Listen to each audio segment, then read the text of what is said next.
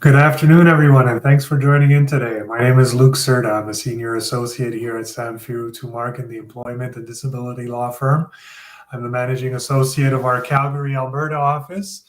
So I have special knowledge of everything related to Alberta. If any of you have questions and you are employed in Alberta, feel free to drop a line in the chat. We're trying to get to as many of your questions here today as possible, anything related to employment law. Tomorrow we'll be dealing with disability law. Join us tomorrow at 1 p.m. Mountain Time, where we'll have our partner Martin Willems discussing anything related to LTD, STD, anything like that you're having issues with. But today, exclusively employment law. Any employment law questions you have, like I said, feel free to drop a line in the chat, and we'll get to those as soon as we can. So we're back for the new year. My first time back in 2023. I'm glad to be back. And the calls we've been getting a lot at the office have been about performance reviews. So, a lot of you get evaluated at least once a year, if not more, but generally around the end of the year comes time for performance review time. And we're getting some calls from some people that are saying, well, listen, I don't really agree with this performance review. What do I do about that? So quite a few things that you need to know about performance reviews. All right. So generally, any kind of communication you get about your performance or anything like that, know that if you're in a disagreement with it, know where it goes. So that performance review or a written warning or even a verbal warning will get documented oftentimes in your employee file. All right. So any response that you make to that communication, you can ask that it also be appended to your employee file. So imagine a scenario where you get a bad performance review, but it's all lies, and then 6 months down the road you're terminated. And then you go after your severance, and they might say, well, listen, this is the performance review we gave X. We have plenty of reason to terminate that person based on this performance review. And then I can say at that point, yeah, but they're all lies, go ahead and prove it. But it's even more impactful if in that employee file, we find along with the performance review, a note from you, a letter from you, an email, whatever it is, indicating, listen, this is why I disagree with this performance review, and these are all the examples I have to support my disagreement. So feel free, if you get something stating that, you're underperforming in a certain area of your performance review, feel free to sit down and write an email to HR, write an email to your supervisor who performed the review, let them know your point of view on this, all right? So it's important that you get your side of the story in on this. It's always the case, especially with warnings and stuff like that, to get your side of the story in on this. Now, performance reviews are oftentimes tied into merit increases, pay increases, or bonuses. So definitely something that, can have an impact on your, take-home pay. So you definitely want to make sure that it's accurate. A challenge that I've often encountered is vague performance reviews, all right? So, for instance, Jane doesn't do enough to help out when there's extra work. Well, what are your examples of Jane not helping out when there's extra work to be done? If you don't have examples, how do you respond to that? So, for instance, back in July, we had extra work and Jane couldn't help out. Jane might have a very good excuse why she couldn't help out. She might have had family obligations. She might have been dealing with something at home or outside the office. She might have been told by her boss's boss to focus only on this one project because it's super important, needs to be done. There might be a lot of reasons that you can't really recall if you're not given specific examples of the issues that you had, right? So first step, if you're getting something vague like that, make sure you get specifics of what they're referring to. Also, moving targets in terms of expectations or quotas or whatever it is, so targets, basically you might have a target of, generating $1 million in sales, right? Now you didn't hit $1 million last year, you hit 700,000 last year. So now they want you to hit 1.3 million this year, right? And they tell you you have to hit 1.3 million to meet expectations, but everyone else in the office somehow has a $1 million target. All right. So you have to hit a higher target to meet expectations. That seems to me a little bit unfair, right? I mean, if the target for everyone is $1 million, it should be the same for you. All right. So definitely, if they're giving you higher targets than everyone else, they need to have some sort of explanation. And if you have higher targets than everyone else, your compensation should be higher than everyone else as well. So what happens after the performance review? If your performance is found to be does not meet expectations or even lower, you might be put on a performance improvement plan where you're given, usually it's 3 months to change your performance to get up to a certain level of competence or target attainment. Generally, at that point is a good time to contact us so that you know how you can protect yourself. Firstly, I mean, some of these targets, as I told you, are not realistic, are not fair. It's important to get that, get your version in as well, so that you understand that, a performance improvement plan, it's one of two things happens. Either you improve your performance to a satisfactory level, or theoretically you get terminated. And theoretically it's for poor performance, so it's for cause. So definitely once you get that performance improvement plan, you got to start worrying about what's going to happen to my job. All right. So best time is at that time to get in touch with us. I just got a performance improvement plan. What's our plan to make sure that if I get terminated, I get my fair severance? All right. That's definitely what we're here to help you with. So feel free to reach out to us if ever that happens. We got a question coming in today from Sophia Karagia. Sophia asks, my contract with my employer has a non-compete clause, but it will be pretty much stop me from being able to work for anyone for a full year. Is there a way around this? Yes, there is. All right. Yes, there is, Sophia. So firstly, if you're in Ontario, Sophia, you didn't mention that, but if you're in Ontario, non-compete clauses have become illegal for just about everyone except, very high-level employees, CEOs, senior executives. They've become illegal since October of 2021. What that means is if you started working after October 2021, even if there is a non-compete clause in your contract, it's not enforceable. All right. So if you want to find out whether you're covered by that limited exception, that small amount of people, listen, if you're not an executive, I wouldn't worry. But if you are an executive, you're a VP, our VP's covered, our director's covered, all of that, call us. We can get a little bit more information about your duties and all of that and let you know if you're covered by this ban on non-competes. What about if you're in the rest of Canada? What about if you're in Alberta? Is a non-compete enforceable? So non-competes are presumptively unenforceable. That's what the law says about them. What that means is that it's the employer, if this goes to court, if they sue you for saying you breached your non-compete, they have the burden of proving that this is an enforceable non-compete agreement. You don't have to prove that it's not enforceable. They have to prove that it's enforceable, all right? And to prove that it's enforceable, they have to show that although it's a restraint on trade, although it's going to prevent you from finding new work, there are legitimate business reasons for them to have that non-compete. What's a legitimate business reason? Again, we're looking mostly at senior executives, right? Senior executives might have trade secrets. Senior executives might know the strategy, right? Senior executives might have a lot of information that someone that's below the senior executive level doesn't have, all right? So if it's just because, well, I don't want to have competition, that's why I put in a non-compete, of course, doesn't it seem obviously, that's illegal. Yeah, it's obvious, but it's illegal. So don't worry about that. The challenge, though, is even though the non-compete might eventually be found to be illegal, there's nothing that we can do to prevent your employer from suing you, which, of course, has its own costs, right?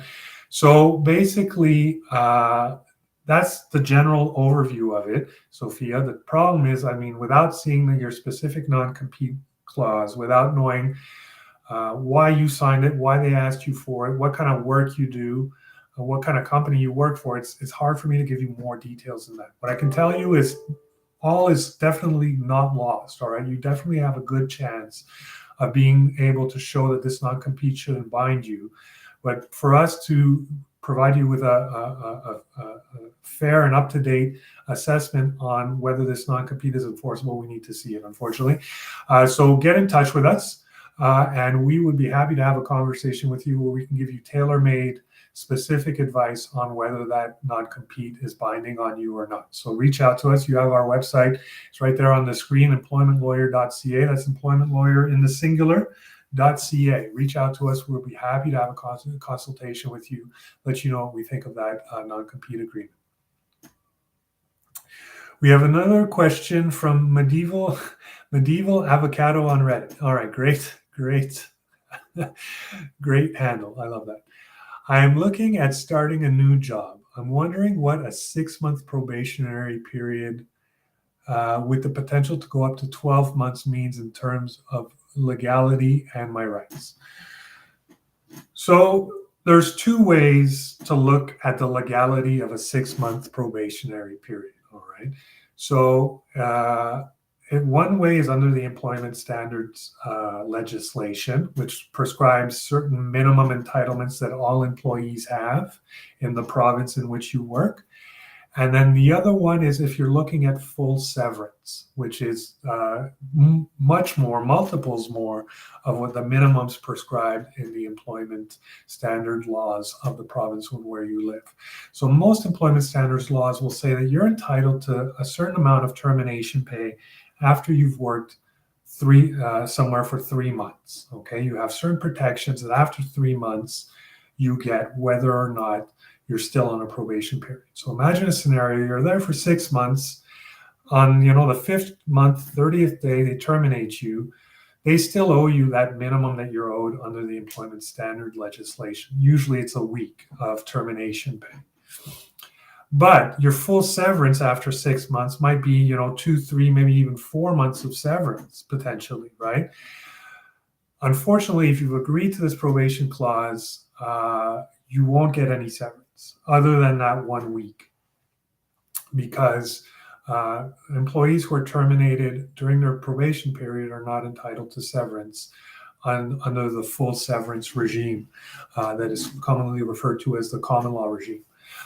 So that's what it means. All right. So you still have certain minimum entitlements, but you've contracted out of being able to get your additional severance. That's the point of the longer severance period. Now, if the clause tells you that they can terminate you after 6 months with no severance, with no termination pay whatsoever, then that clause is illegal and it won't be binding on you. All right. And so you'll be able to go after your full severance. Have to see the clause to confirm that, but that's generally the kind of clause that I see sometimes where they say we can terminate you after 6 months without paying you anything, without paying you any severance. Those clauses are generally not legal. All right. So if that's what you're seeing in your clause, have a consultation with us. We'll be happy to review it, let you know what we think of it. All right. We got another question coming in from LinkedIn this time. Could you elaborate on remote workers' holiday rights in Canada working in a Canadian company for U.S. international clients? Or just a whole topic on remote workers and their rights? All right. So what's important to know about remote work is every jurisdiction, be it the United States, be it Canada, in Canada it's generally the provinces, every jurisdiction has certain minimum protection for employees, all right? So if your company is located in Dallas and you work in Calgary remotely, which law applies, all right? So in certain provinces, that's very easy to figure out. In Ontario, for instance, if you work in Ontario, even though you're working remotely for for a company that's in another province or country, you're governed by the laws of Ontario.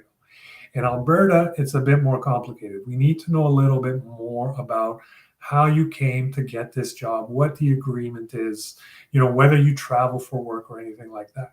So it kind of depends, LinkedIn user, what province you work in. If you can drop that into the chat, I might be able to give you more specific information and advice.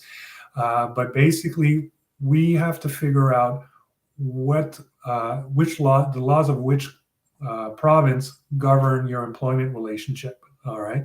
And once we figure that out, then it's easy to figure out what rights flow to you from the employment laws that are in place currently. All right, so we have a question here from Bill Sullivan.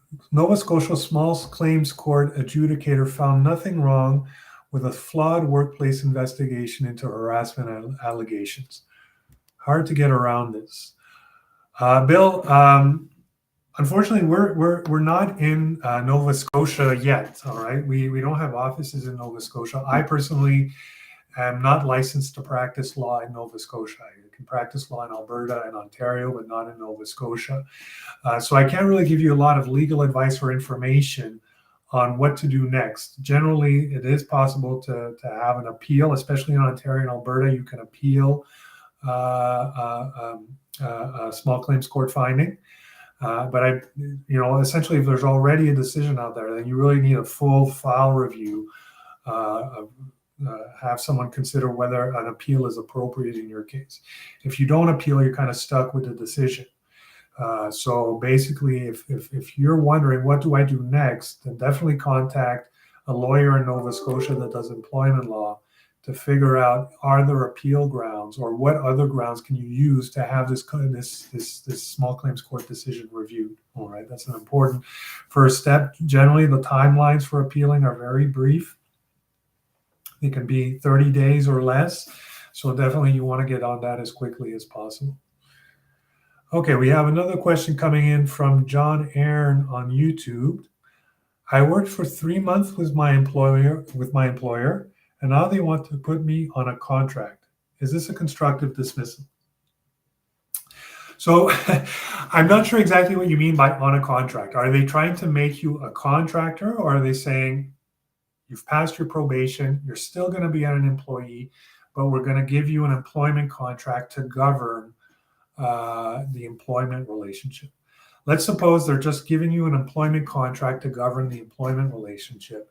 Generally, what I will tell you about employment contracts, it's either they're signed before you start working, or they're generally illegal. And I'll elaborate on that, all right? So basically, for a contract to be enforceable, both sides have to get something in exchange, all right? So in your case, John, probably the employer is getting something in exchange for that contract. They drafted it, so they might have a termination clause, a non-compete clause in there, stuff that benefits them. For that contract to be enforceable, you have to get something in exchange, all right? So generally, when you're starting at a job, what you get in exchange for signing the contract is the job and the wages that come from the job. After 3 months, if they don't give you anything in exchange, then it's not an enforceable contract, all right? That's just the law of contracts. It's larger than employment law, it's the law of contracts, all right? So if you get nothing in exchange, then it's not an enforceable contract. So they might say, well, listen, actually, we want you to sign this contract. We're going to give you a $100 signing bonus for signing the contract. Meanwhile, the contract has all these restrictive terms that are going to limit your severance entitlement, might force you into a non-compete agreement, all sorts of things that go into contracts. Contracts generally are for the benefit of whoever wrote them, all right? And that's generally the employer. So I would tell you, either have that contract reviewed by a lawyer or tell them, listen, I don't want the $100. I'd rather not sign this. If they decide to terminate you after that, they'll owe you severance. So is it a constructive dismissal? Hard to say without seeing the contract, without speaking to you about what your terms and conditions were prior to the contract, whether it's constructive dismissal. No one's forcing you to sign the contract, all right? Probably the contract says you're invited to seek legal counsel about this. If they're saying we will terminate you unless you sign the contract, that's not a valid contract. All right. So basically tell them, I'm not signing this contract. I don't want to sign it. I'd rather work on the terms that I had before. Right. That's absolutely fine. And if they give you trouble about that, this is when you reach out to us. Either when you're asked to sign a contract midstream after you started working with us, or they're saying if you don't sign, you're going to lose your job. Talk to us. Really reach out to us. We're at employmentlawyer.ca. Employmentlawyer.ca in the singular. And we'll be happy to have a conversation with you, let you know what your rights are. All right. So like I said, either before your first day of working, you sign the contract, that's an enforceable contract. If it's, a day or two, or the day that you start that they make you sign the contract, that doesn't work, all right? But they might do it later on. They might say, well, listen, we're going to give you a promotion, or we're going to give you a raise. We're going to raise you $2 an hour. But to get the $2 raise, you have to sign this contract. If you want the $2 raise and you sign the contract, you got a $2 raise. That's what you got in exchange for signing the contract. That's an enforceable contract. And they just say, okay, we're just trying to get all our ducks in a row. Legal's told us we got to put everyone on the contract. Here you go. Once you sign this, that's not an enforceable contract because you didn't get anything in return for the contract. All right. So that's my answer to you, John. But if you, like I said, we'd have to review the contract. But if you don't want to sign it, there's no law that says you have to sign the employment contract. All right. We have another question here from Miranda Rayner. My job requires me to go into different locations with different security standards. One of our new clients wants a medical report, and I'm worried about providing this information. Can I refuse? A medical report. Okay. Generally, it's one of those situations where if you refuse and they deny you access, that's just the way it's going to be, right? So if you want access, can you get on the site without providing a medical report? I don't think that you can force them to forego that requirement. All right, I don't think you can force them to let you on site without meeting their medical requirements. Unfortunately, you have to make a choice. Do I want to access this site, or do I want to keep my medical information private? One thing you could do is at least ask them who's reviewing this. All right. So a lot of this work gets outsourced. Like, for instance, criminal record checks and stuff like that gets outsourced to firms who do this. And sometimes these firms will just, send the employer a pass or fail rather than the criminal record report that they get. So a medical record report might be similar, where it's reviewed by an external doctor who has certain confidentiality requirements, and will only tell the employer, yeah, this person passes or fails your medical criteria. If that makes you feel a bit more comfortable, I don't know if it does, but generally you'll always be asked, when you're starting a job for a criminal record check, you always have to consent to it, right? I mean, they can't do it without your consent, but it's part of the paperwork they give you before you start working. Medical checks, it's the same thing. So if you don't consent, they can't do it without your consent. But if you do consent, you got to see who you're consenting that this information can be shared with, and see if you can tailor that so it stays really within a medical clinic and isn't like floating around. All of a sudden there's a medical report in your employee file. How are they going to protect that sensitive information is what you want to get some information on. Definitely. So we have another question coming in here from Anthony on YouTube. So Anthony asks, I made a complaint to the owner of the company I work for due to harassment and bullying in the workplace. I received no response and was then let go shortly after. So that generally can be illegal, all right? So the law is that your employer can terminate you really for any reason, so long as the reason is not discriminatory, and so long as the reason is not in retaliation for having tried to enforce your employment rights, all right? So discrimination, we know that means you can't be terminated because of your race, because you're pregnant. There's 11 protected grounds of discrimination, more or less, varies from province to province. But if you're terminated or face any form of adverse treatment because of one of these protected grounds, that's illegal. What people often don't know is that on top of discrimination, there's reprisal. Okay, reprisal, what it means is, say you tell your employer, and like in this case, employer, can you investigate? I'm being harassed at work. So under a law called the Health and Safety Act, employers, harassment has to be investigated. Harassment is a workplace hazard, has to be prevented, has to be stopped when it occurs, all right? So you are the victim of harassment. You tell your boss, I'm being harassed at work. The boss has an obligation to investigate that and take corrective actions if there is a finding that you have been victim of harassment. If the boss instead says, well, you know what, the simplest solution to this is for me to terminate you. I'm terminating you because you brought this harassment complaint. So you have been reprised against, you've been retaliated against for enforcing your workplace right to work in a workplace that's free of harassment and violence. All right. So you have some rights, definitely. That is illegal. You have the right to, firstly, to go after severances. That's what you want to do, but you might be entitled to even more compensation by making a reprisal complaint to the labor board. All right. So the labor board in your province will allow you to make a complaint. The labor board can make several orders, and I see here. So they can make several orders. They can order that your employer pay you back pay from the day you were terminated until the day of the hearing, which can be several months away. So oftentimes, the back pay would be more than the severance pay you would get through a court, because the severance pay is factored in, amongst other things, your time spent at the company. So for short-term employees, they might not have a huge severance package, but the back pay might be significant, right? Because it just takes time for stuff to get to court, right? Or to get to the tribunal in this case. And the employer can order you to be reinstated. The board can order the employer to reinstate you, all right, along with the back pay.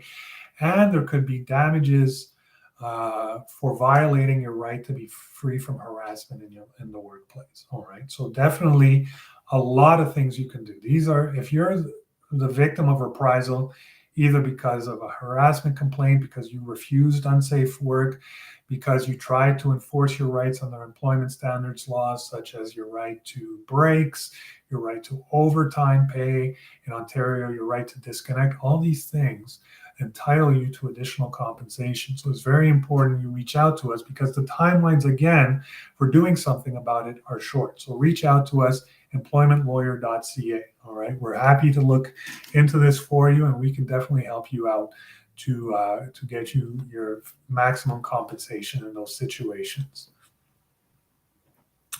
All right. Well, Miranda says, thank you very much. Much appreciated. My pleasure, Miranda.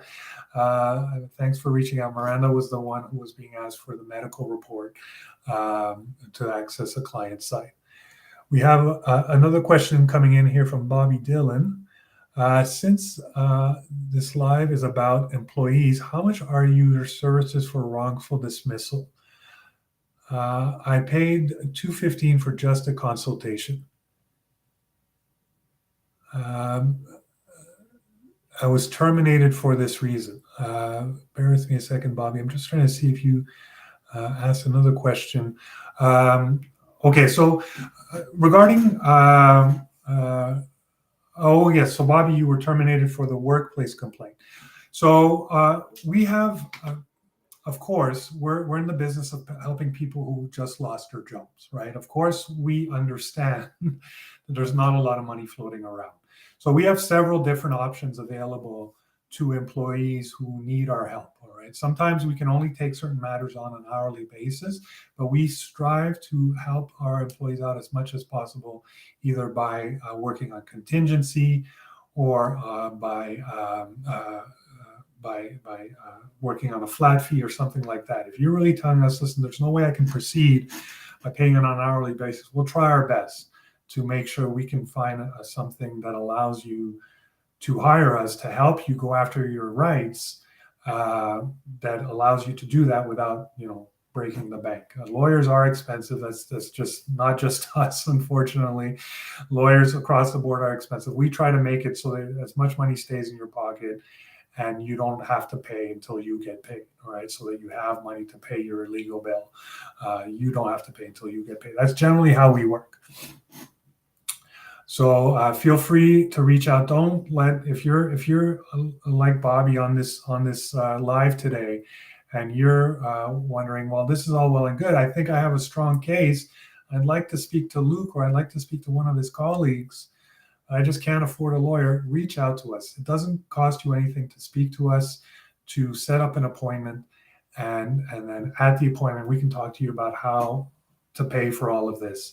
And a lot of our clients, like I said, are working on a contingency fee basis. So there's no upfront money. You don't pay as you go. All right. So feel free to reach out to us.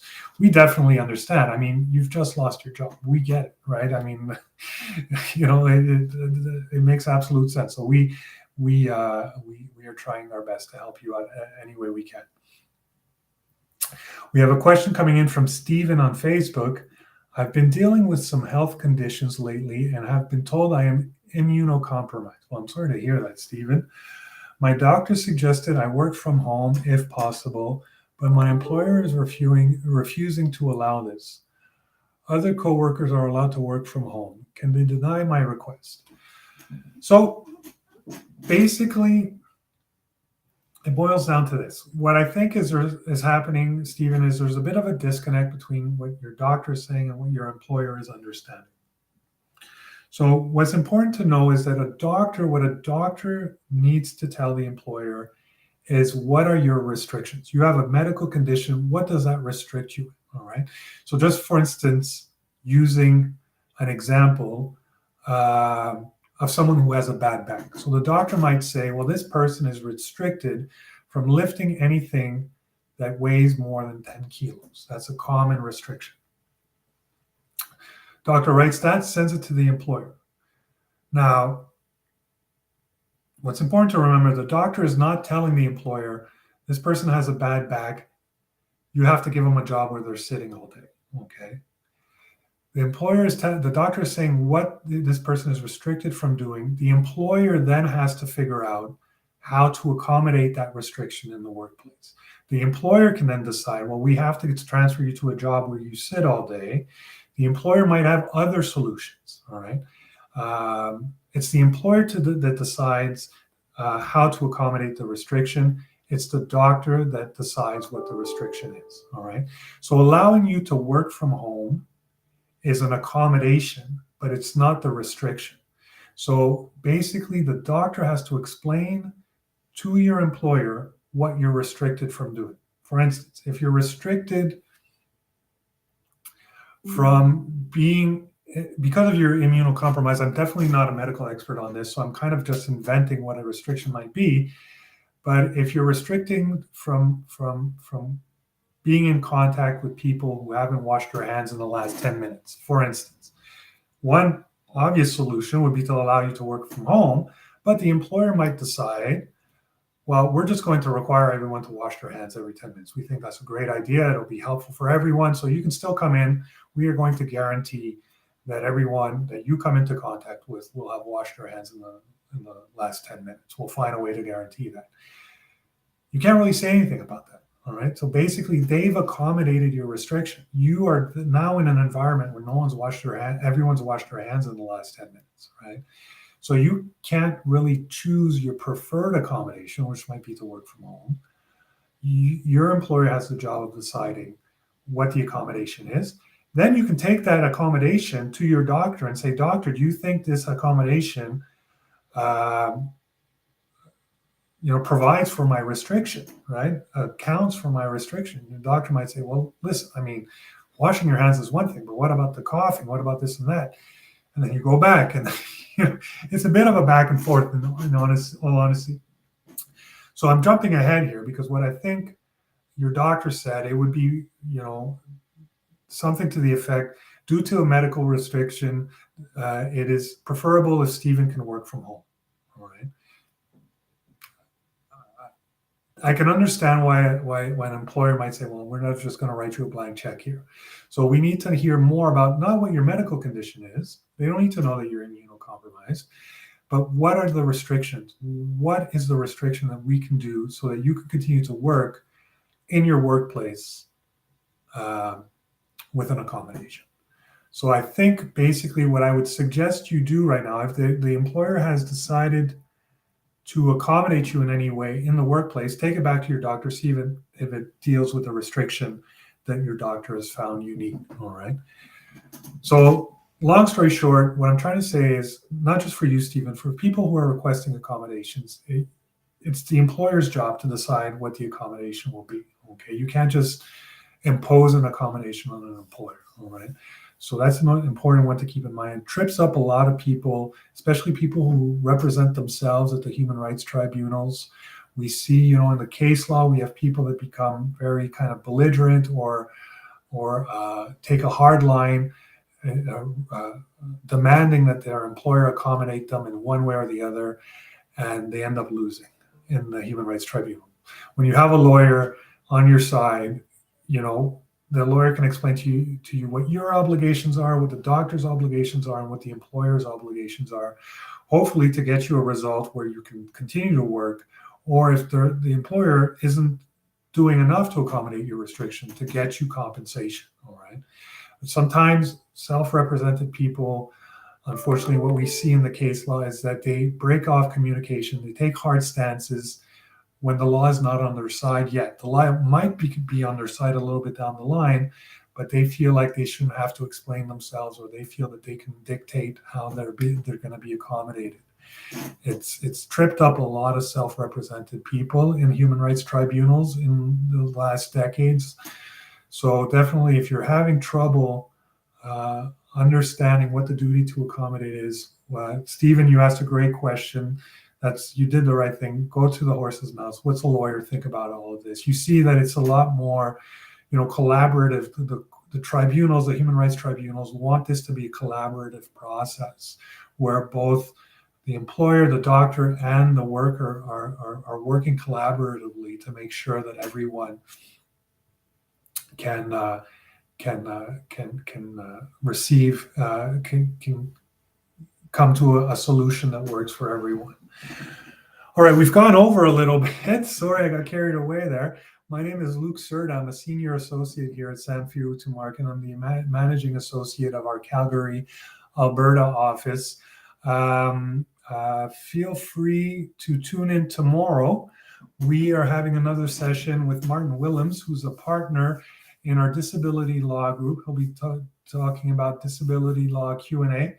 Feel free to reach out. We have a show every day this week. So if I didn't get to your question today, feel free to reach out again. We have Lior Samfiru on Wednesday as well, who'll be happy to answer your questions. Thanks for tuning in, and we'll talk to you soon. Bye now.